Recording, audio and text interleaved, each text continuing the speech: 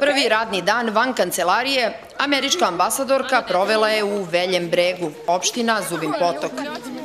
U prisustvu mališana i njihovih roditelja otvorila je rekonstruisano obdanište. Treba ulagati u budućnost Kosova, a ta budućnost su upravo ova deca, poručila je nova američka ambasadorka na Kosovu, Tracy Jacobson, otvarajući obnovljeno obdanište.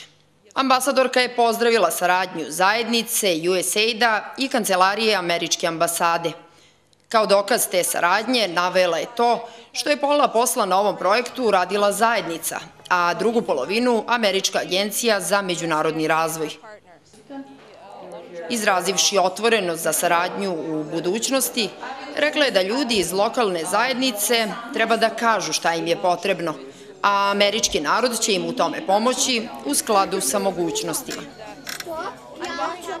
Kada vidim ovu divnu decu iz Veljeg Brega, zaista sam srećna i želela bih da čestitam svima koji su bili uključeni u izvođenje ovog projekta, kazala je Tracy Jacobson. Sada je svoj deci predškolskog uzrasta od 1 do 7 godina omogućen boravak i uslovi za normalan razvoj u ovoj obrazovnoj ustanovi. Što se kapaciteta tiče, sa sadašnjom rekonstrukcijom realno oko 40 dece, po 20 u grupi će moći da boravi.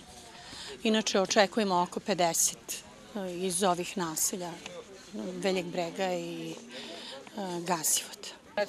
Za obnovu vrtića bio je zadužen CHF. Srećni smo zbog ovako uspešnog projekta koji ima značajnu društvenu korist, posebno za decu. Također radimo i na obnovi seoske škole i uklanjanju otpada u okolini vrtića. Imamo odličnu saradnju i sa zajednicom i sa izvođačima radova. Aktivnu ulogu edukacije mališana ima i nevladina organizacija Santa Maria. Preko naše organizacije je uređeno dvorište, a CHF je uradio rekonstrukciju objekta u kome deca borave. Uz finansijsku pomoć američkog naroda rekonstruisan je i seoski dom u Veljem Bregu, u čijoj neposrednoj blizini je izgrađeno i igralište za male sportove. Vrednost projekta je oko 50.000 evra. Ako vam kažem da kroz ovaj objekat prođe nekoliko hiljada ljudi godišnje, jer vam to nešto znači. Ako vam kažem da će na ovom igralištu narednih dana biti svake večeri po 100 dece, valjda vam to nešto znači. Znači, ovo za zajednicu znači mnogo, mi smo u startu bili svesni toga i zato smo to i radili. Ovaj projekat realizovan je u okviru programa za aktivno učešće zajednica koji finansira USAID, a sprovodi Mercy Corps.